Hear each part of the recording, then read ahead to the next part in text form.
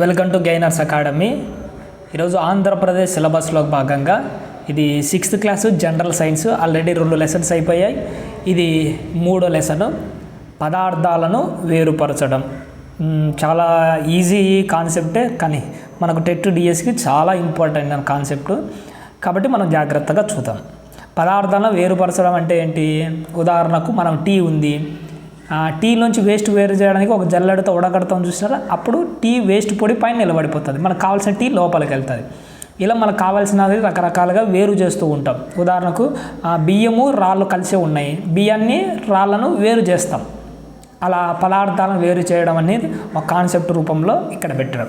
Next, ginning అనే ప్రక్రియలో పత్తి దారం నుండి గింజలను వేరు చేస్తారు. ఎగ్జామ్లో ఏమని అడుగుతాడు? పత్తి దారాల నుండి గింజలను వేరు చేయడాన్ని ఏమంటారు అంటారు? జిన్నింగ్. ఏమంటారు? జిన్నింగ్. నెక్స్ట్, ఇంకా ఇక్కడంతా మనం నేర్చుకోవాల్సింది ఏమి లేదు. ఇక్కడ మన పదార్థాలను ఎందుకు వేరు చేస్తాం, కానీ దాని రీజన్స్ ఇచ్చారు, దాన్ని జతపరచమని చెప్పాడు. బియ్యం నుండి రాళ్ళను ఎందుకు వేరుపరుస్తాము? ఉపయోగపడిన అంశాలను తొలగించడం. కారణం ఏంటి? ఉపయోగపడిన రాళ్ళను తొలగించడము. దీని ద్వారా రాళ్ళను ఏం చేస్తాము? పారవేస్తాం. వెన్న కొరకు పాలను చిలుకుతాం. దానివల్ల ఏంటి ఉపయోగము? ఉపయోగపడే 2 విభిన్న అంశాలను వేరుపరచడం. పాలు, వెన్న 2 ఉపయోగపడదు. దీనివల్ల మనం 2 అంశాలను ఉపయోగించుకుంటాం. లాస్ట్ది తేయాకులను వేరు చేయడం. తేయాకులను ఇందాక చెప్పాను కదా, టీలోంచి ఆ వేస్ట్ని వేరు చేయడం. మలినాలను, హానికరమైన అంశాలను తొలగించడానికి. దీనివల్ల మలినాలను పారేయచ్చం. ఇక్కడ ఇదంతా ఇంపార్టెంట్ ఏం కాదు, మీకు తెలుసుకోవడం కోసం పెట్టాను. వేరు చేసే పద్ధతులు. ఫస్ట్ది ఏంది? చేతితో ఏరివేయుట. చేతితో వేరేయడం అంటే ఏంటి? గోధుమలు, బియ్యము, పప్పులు నుండి ధూళి, రాయి, పొట్టు వంటి కొంచెం పెద్ద పరిమాణంలో ఉన్న మలినాలను వేరు చేయడానికి చేతితో ఏరివేయుట అనే పద్ధతి ఉపయోగిస్తాం. ఎందుకంటే చేతికి దొరుకుతాయి కాబట్టిగా. గోధుమలు, బియ్యం లేదా పప్పుల నుండి అంటే చేతితో అందుకోదగిన పరిమాణంలో ఉన్న ధూళి, రాళ్ళు, పొట్టు వీటిని చేతితో ఏరి పడేస్తాం. ఇంకా ఇక్కడ ఏం నేర్చుకునేది ఏం లేదు. నెక్స్ట్, నూర్పిడి. నూర్పిడి అంటే మనకు తెలుసు, ఇక్కడ ఉంది చూడండి, చెప్తాను. ఇక్కడ ఫోటో చూడండి. దుబ్బలు మొదలైన వాటర్. దుబ్బలు అంటే ఏంటి? ఒక వరి గింజలకు చెందిన ఒక పన ఉంటుంది చూసిన కట్ట, దాన్ని దుబ్బలు అంటారు. మొదలైన వాటర్ నుండి ధాన్యాన్ని వేరు చేయడానికి ఉపయోగించే పద్ధతిని ఏమంటామంటే నూర్పిడి అంటాం. ఈ పద్ధతిలో ధాన్యపు గింజలు వేరు చేయడానికి వాటి దుబ్బలను నేలకేసి కొడతారు. అంటే ఇక పనలు ఉంటాయి చూసినా, పనలు లేదంటే కట్టలు అంటారు, వరి కట్టలన్నీ కొట్టి నేలకేసి కొడితే ఏమైపోతుంది? ఆ వరి మొక్కల నుంచి ఆ గింజలు వేరే పక్కకు వచ్చేస్తాయి. కొన్నిసార్లు ఎద్దుల సహాయంతో కూడా మనము నూర్పిడి అన్నది చేస్తాము. ఒక్కొక్కసారి ఇప్పుడు ఈ కాలంలో పెద్ద పెద్ద యంత్రాలను ఉపయోగించి కూడా ఈ నూర్పిడి పనిని చేయడం అన్నది జరుగుతూ ఉంది. నెక్స్ట్ తూర్పు ఆరబెట్టడం. తూర్పు ఆరబెట్టడం అంటే తెలుసు కదా, ఇది ఈమె ఏం చేస్తుంది? తూర్పు ఆరబెడుతుంది. ఎందుకంటే గింజల నుంచి పొట్టును వేరు చేస్తూ ఉంది. మిశ్రమంలోని వేరు అంశాలను వేరు చేసే ఈ పద్ధతిని తూర్పు ఆరబెట్టడం. మిశ్రమంలోని వేరు అంశాలు అంటే ఏంటి? బరువుగా ఉండే అంశాలను, తేలికగా ఉండే అంశాలు. ఉదాహరణకి ఇసుక, రంపపు పొట్టు అనుకోండి. ఇసుక బరువుగా ఉంటుంది, రంపపు పొట్టు తేలికగా ఉంటుంది. ఈ 2 దాన్ని వేరుపరచడానికి తూర్పు ఆరబెట్టిన అనుకోండి, ఇసుక దగ్గర పడుతుంది, రంపపు పొట్టు దూరంగా గాలికి ఎగిరిపోతుంది. ఈ పద్ధతిని ఏమంటారంటే తూర్పు ఆరబెట్టడం అంటారు. గాలి ద్వారా లేదా గాలిని ఊదడం ద్వారా మిశ్రమంలోని బరువైన మరియు తేలికైన అంశాలను వేరు చేయడానికి తూర్పు ఆరబెట్టడాన్ని ఉపయోగిస్తాము. అంతే, ఇది ఇక్కడ ఏం నేర్చుకోవడానికి ఏం లేదు. నెక్స్ట్, జల్లడబట్టడం అంటే ఏంటి? చిన్న చిన్న అణువులు, పెద్ద అణువుల్లో ఉన్న వాటిని డివైడ్ చేయడం. జల్లడబట్టడం ద్వారా ఇసుక నుండి రాళ్ళను ఏం చేస్తున్నాడు? ఇసుక అన్నది కిందికి పోతుంది, గులక రాళ్ళన్నది వేరు చేస్తుంది. ఏ పద్ధతి ద్వారా? ఇది జల్లడబట్టడం ద్వారా జరుగుతుంది. అలాగే మనకు గోధుమ పిండి ఉంటుంది, జల్లడబట్టి పిండిని కిందికి పంపిస్తాము, వేస్ట్ను పైన నిలబడిపోతుంది. ఈ పరిమాణంలో పెద్దగా ఉంటాయి, లోపల ఉన్నవి ఒకే పరిమాణంలో ఉన్నవి కిందికి వచ్చేస్తాయి. ఓకేనా? దీన్ని జల్లడబట్టడం అంటారు. అంటే ఏంటంటే మిశ్రమం యొక్క అంశాలు వేరు పరిమాణంలో కలిగి ఉన్నప్పుడే, అంటే ఇసుక పరిమాణం వేరు, ఈ గులకరాళ్ళ యొక్క పరిమాణం వేరు పరిమాణంలో ఉన్నప్పుడే ఈ జల్లడబట్టడం అన్నది ఉపయోగపడుతుంది. నెక్స్ట్, అవక్షేపణము, తేర్చడము మరియు వడపోత. 3 గురించి ఒక్కసారి చూసేద్దాం. ఒక ఎగ్జాంపుల్ చెప్తే మీకు అర్థమైంది. సింపుల్గా ఇవన్నీ మీరు విన్నట్టే. మనం ఏదైనా కానీ నీరు అలాగే పెట్రోల్ కలిపామనుకోండి, నీరుంది, దాని మీద పెట్రోల్ లేదంటే కిరోసిన్ ఏదైనా కలిపాము, బాగా షేక్ చేసి కాసింతసేపు వదిలేసాము అనుకోండి, అప్పుడు నీళ్ళ మీద ఆ పెట్రోల్ మరక ఏమవుతుంటుంది, తేరినట్టు పైకి కనపడుతుంది. చూసినారా? నీరు కలిపినప్పుడు మిశ్రమంలోని బరువైన అంశము నీటి అడుగు భాగానికి చేరుతుంది. ఇక్కడ వాడు వేరే ఎగ్జాంపుల్ చెప్పినాడు. సరే, ఎగ్జాంపుల్ ఏమని చెప్పినాడు, ఏదైనా కానీ ఒక నీరు తీసుకున్నాడు. ఆ నీరు తీసుకుని నీటిలో ఏం చేశాడంటే ఇసుకను కలిపాడు. ఇసుకను, దుమ్ము, ధూళి అన్నిటినీ కలిపాడు, బాగా షేక్ చేసినాడు. ఇసుక అన్నది ఏమైపోయింది, కింది భాగానికి పోయింది. నీరు కలిపినప్పుడు మిశ్రమంలోని బరువైన అంశము అంటే ఇసుక నీటి అడుగు భాగానికి చేరుకుంటుంది. చూసినా, దీన్ని అవక్షేపణం అంటాం. అంటే బరువైన ప్రాంతము నీళ్ళలో కింది భాగానికి చేరుకోవడాన్ని గుర్తుపెట్టుకుని ఏమంటారు, అవక్షేపం అంటారు. ఇప్పుడు చూడండి, నీరు దుమ్ముతో పాటు తొలగించినప్పుడు ఈ ప్రక్రియను తేర్చడం అంటారు. అంటే ఇప్పుడు ఇసుక కిందికి పోయింది, నీటి మీద తేలుతూ ఉంటుంది. చూసినారా? దుమ్ము, ధూళి, చిన్న చిన్న ఆకులు ఇవన్నీ పైన తేలుతూ ఉంటుంది. చూసినారా? ఆ తేలడాన్ని ఏమంటారు అంటే తేర్చడం అంటాం. అదేవిధంగా నీళ్లు, పెట్రోల్ కలిపినప్పుడు పెట్రోల్ మనకు పైన తేలుతూ ఉంటుంది. చూసినారా? దాన్ని కూడా తేర్చడం అంటారు. దాన్ని ఏం చేస్తుంది, కాస్త నిదానంగా ఇలా ఒలికేసినామంటే ఆ పెట్రోలు పైనుంచి కింద పడిపోతుంది. తేర్చడం అంటే అర్థమైంది. తేర్చడం అంటే పైకి తేలేది, అవక్షేపణం అంటే కిందికి పోయేది, అడుగు భాగానికి పోయేది. నెక్స్ట్ ఇక్కడ చూడండి, ఇక్కడ ఒకటి ఇచ్చాడు వడపోయడానికి గురించి. ఇప్పుడు ఒక సిబ్బి గరిటె అంటే జాలి ద్వారా తేనీటిని పోయాలి. అన్ని తేయాకులు సిబ్బి గరిటెలో జాలీలోనే ఎక్కడుంది పైకి ఉన్నాయా, ఈ ప్రక్రియను వడపోత అంటారు. వడపోత అంటే ఏంటంటే మనం టీ కాంచుతుంటాం కదా, కాంచుకొని టీ తాగుతుంటాం. అప్పుడు మనం ఏం చేస్తామంటే ఒక జాలి లాంటిది తీసుకొని దాన్ని సిబ్బి అంటారు. అంటే టీ వడగొట్టేది జాలి ఉంటుంది. చూసినారా? కింద కప్పు పెట్టి పైనుంచి టీ పోస్తాం. పోయగానే టీ లోపలికి వెళ్తుంది, వేస్ట్ అంతా పైన నిలబడుతుంది కదా, దీన్ని ఏమంటారు అంటే వడపోత అంటారు. తేనీటి నుండి తేయాకులను వేరు చేయడానికి ఏ ప్రక్రియ సరైనది, తేర్చడమా వడపోతనా అంటే వడపోత కరెక్ట్. వడపోత అయితేనే పైన వేస్ట్ ఉంటుంది, టీ కిందికి వస్తుంది. నీటి నుండి నూనెను వేరుపరచడాన్ని ఏమంటాము, తేర్చడం అని అంటాము.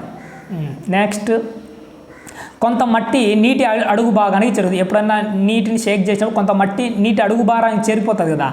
ఎందుకు ఈ ప్రక్రియను ఏమని పిలుస్తాము, అడుగు భాగానికి పోతే అవక్షేపణం, గుర్తుపెట్టుకుని సింపుల్గా అంతే. నీటి పై భాగాన ఉంటే తేర్చడం. అలాగే ఇప్పుడు నీటిని కదపకుండా గ్లాసును కొద్దిసేపు అలానే ఉంచితే నీటిలో మరొక గ్లాసును ఉంచండి. మీరు ఈ ప్రక్రియని ఏమంటారు, ఉదాహరణకు పైన నీటి పైన వేస్ట్ అది ఇదంతా కలిపేయకుండా సైలెంట్గా ఉండంటే పైన వేస్ట్ అంతా తేలుతుంటుంది. చూసినారా? అది వంచి ఆ వేస్ట్ను బయటపడేయచ్చు మనం. అలా పైన తేలుతూ ఉన్నదాన్ని ఏమంటాము, ఆ ప్రక్రియను తేర్చడం అంటాం. నెక్స్ట్ ఒక పాయింట్ ఉంది చూడండి, ఒక గుడ్డ ముక్కతో నీటిని వడపోయడానికి ప్రయత్నిద్దాం. గుడ్డ ముక్కలో నేసిన దారాల మధ్య చిన్న చిన్న రంధ్రాలు ఉంటాయి కదా, గుడ్డలోని ఈ రంధ్రాలను వడపోత సాధనంగా ఉపయోగిస్తాము. ఏదైనా గుడ్డ తీసుకొని పైనుంచి వాటర్ పోసినామంటే ఆ చిన్న చిన్న రంధ్రాలు కూడా వాటర్ బయటికి వెళ్తుంది, పైన కొంత వేస్ట్ నిలబడుతుంది కదా. ఈ గుడ్డలోని ఈ రంధ్రాలను మనము వడపోత సాధనంగా కూడా ఉపయోగించవచ్చు. వడపోత సాధనంగా ఉపయోగించు. ఇంకా ఏంటంటే ఈ వడపోత సాధనం ద్వారా ఉపయోగించగానే కొన్ని మలినాలన్నవి ఇలాగే వాటర్లో కిందికి వచ్చేసి ఉంటాయి. బురద నీళ్ళ ద్వారా కలర్ బురద రంగులో ఉంటుంది వాటర్. దాన్ని కూడా వేరు చేయడానికి ఇంకా ప్యూర్గా చేయాలంటే వడపోత కాగితం వంటి దాన్ని ఉపయోగించాలి. దాంట్లో ఫిల్టర్ పేపర్ అంటాం. ఈ ఫిల్టర్ వడపోత కాగితానికి సన్నని రంధ్రాలు కలిగిన వడపోత సాధనము, దాని గుండా వాటర్ పోసా అంటే ఆ బురద నీళ్ళు ఇంకా ప్యూర్ అయిపోయి మంచి నీళ్ళు అన్నవి కిందికి వస్తాయి.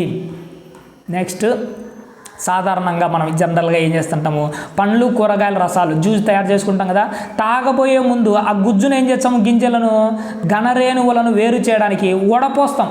వడపోయడం ద్వారా ఏమైతే వేస్ట్ పైన నిలబడుతుంది, జ్యూసు కిందికి రావడం జరుగుతాయి. మన ఇళ్ళలో ఇక్కడ చూడండి, ఇది కాటేజ్ చీర్, దాన్నే పన్నీర్ అంటాం మనం. తయారీ ప్రక్రియలో కూడా వడపోత పద్ధతిని ఉపయోగిస్తాము. ఎగ్జామ్లో ఏమని అడుగుతాడు, పన్నీర్ తయారీలో ఏ పద్ధతిని ఉపయోగిస్తారు అంటారు. ఏ పని, వడపోత పద్ధతిని. పన్నీర్కి ఇంకొక పేరు కాటేజ్ చీజ్. తయారీ ప్రక్రియలో ఏ పద్ధతిని ఉపయోగిస్తాం అంటే కాటేజ్ చీజ్ అన్న ఏంటి, ఇక్కడ పన్నీరే. ఏ ప్రక్రియ ఉపయోగిస్తాము, వడపోత ప్రక్రియనే ఉపయోగిస్తాం. పన్నీర్ తయారు చేసే విధానం చూడండి. పన్నీర్ తయారీకి పాలు మరిగించేటప్పుడు, పన్నీర్ తయారు చేయడానికి పాలు మరిగిస్తుంటాం, కొన్ని చుక్కల నిమ్మరసం కలుపుతాం. కలపడం మీరు చూసే ఉంటారు. ఇది ఘన రూపంలో ఉండే పన్నీర్ను ఒక ద్రవ రూపంలోకి మార్చేస్తుంది. తర్వాత ఆ మిశ్రమాన్ని పలుచటి గుడ్డలో లేదా సిబ్బి గరిటెలో లేదంటే జాలీల ద్వారా వడపోసి పన్నీర్ను బయటికి తీస్తాము. పన్నీర్ అన్నది అలా బయటికి తీయడం అన్నది జరుగుతుంది, ఇది వడపోత ద్వారా. నెక్స్ట్ బాష్పీభవనం అంటే ఒక మాటలో చెప్పాలంటే నీళ్లను ఆవిరిగా మార్చే ఈ ప్రక్రియను ఏమంటారంటే బాష్పీభవనం అంటాం. ఓకేనా. ఇంకా ఏమేమి ఉన్నాయి ఇక్కడ, ఉప్పు నీరు మిశ్రమాన్ని వేరు చేయడానికి మనం బాష్పీభవనం అనే ప్రక్రియను ఉపయోగిస్తాము. నీళ్లు ఉప్పు కలిసే ఉన్నాయి, ఉప్పును బయటికి తీయాలి. వాటర్లో ఉన్న ఉప్పును బయటికి ఎలా తీస్తాము, బాష్పీభవనం. కింద మంట పెట్టామనుకో నీళ్ళంతా ఆవిరైపోతుంది, కింద ఏం మిగిలిపోతుంది, ఉప్పు కణాలు మిగిలిపోతాయి కదా. ఎలా జరిగింది అది, బాష్పీభవనం ఉపయోగించి ఉప్పును నీటిని మనం వేరు చేస్తాము. నీటిని దాన్ని ఆవిరిగా మార్చే ఈ ప్రక్రియనే బాష్పీభవనం అంటారు. ఇందాక చెప్పాను కదా, నీళ్లను ఆవిరిగా మార్చే ప్రక్రియ ఏమంటాము, బాష్పీభవనం అంటాం. ఇంకేమున్నాయి ఇక్కడ, ఏం లేదు నేర్చుకోవడానికి. నెక్స్ట్, వేరు చేయడానికి ఒకటి కంటే ఎక్కువ పద్ధతులను కూడా మనము ఉపయోగిస్తాము. ఏమేమి ఉపయోగిస్తాము చూడండి. ఇసుక ఉప్పు మిశ్రమాలను తీసుకోండి, నీటితో కలపండి. ఇక్కడ ఏమేమి ఉన్నాయి, ఇసుక ఉప్పు నీళ్లు మొత్తం వీటిని కలిపి ఒక పద్ధతి ద్వారా వేరు చేస్తూ వచ్చారు. ఏమేమి పద్ధతిలో ఇక్కడ నేను చెప్పడానికి ప్రయత్నం చేస్తాను. ఇక్కడ చూడండి, సాంద్రీకరణం అనే ఒక పాయింట్ ఉంది.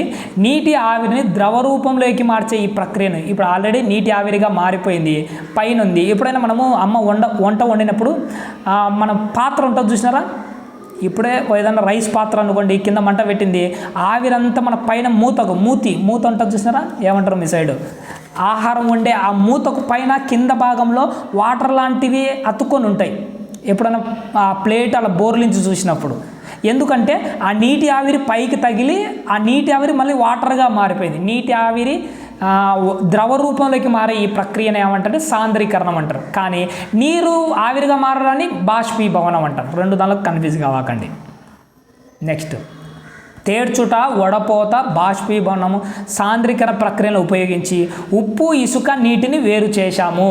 అంటే ఉప్పు ఇసుక నీటిని వేరు చేయడానికి ఏమేమి పద్ధతులు, ఫస్ట్ తేర్చడం. ఉదాహరణకు మనం నీళ్ళలో షేక్ చేసి కొద్దిసేపు వదిలేసినాం అనుకోండి, ఇసుక అంతా ఎక్కడికి వెళ్ళిపోతుంది, కిందికి వెళ్ళిపోతుంది.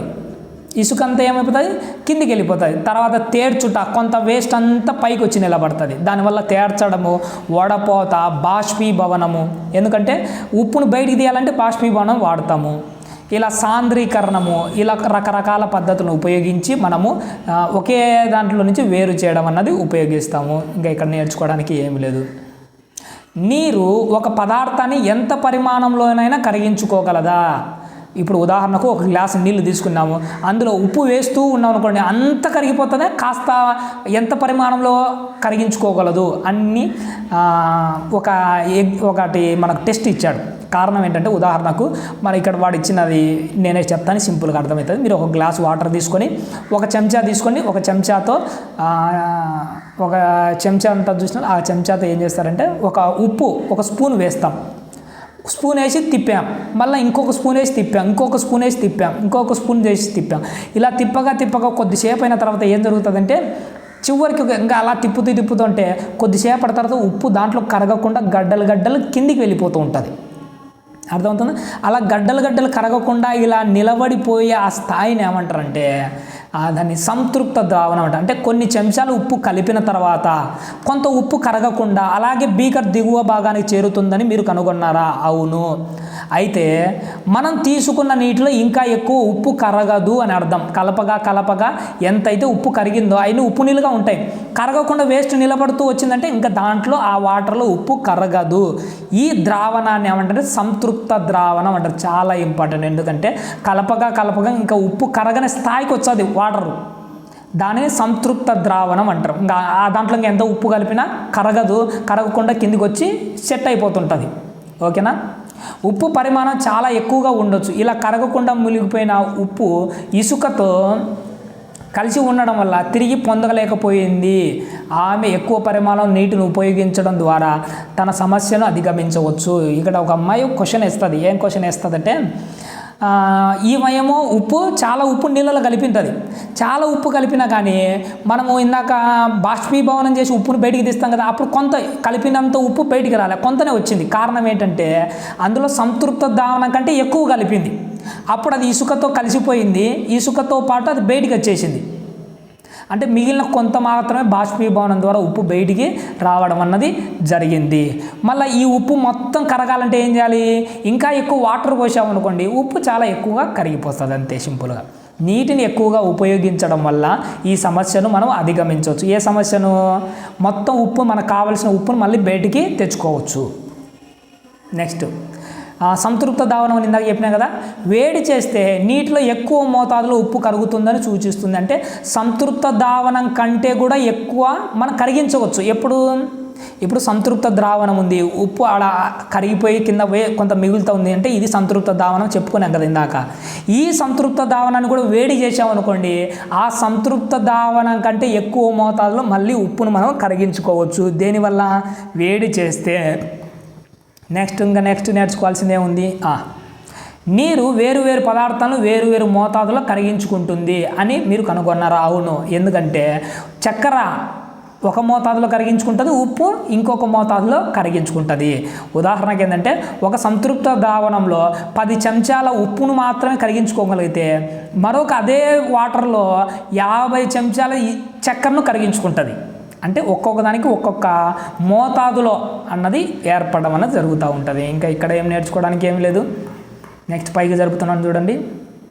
ఇక్కడ ఒక్కొక్క పాయింట్ ఉన్నది, చాలా ఇంపార్టెంట్. ఇవి మనకు రివిజన్ లాంటిది, అందుకోసం ప్రతి పాయింట్ చెప్తాను చూడండి.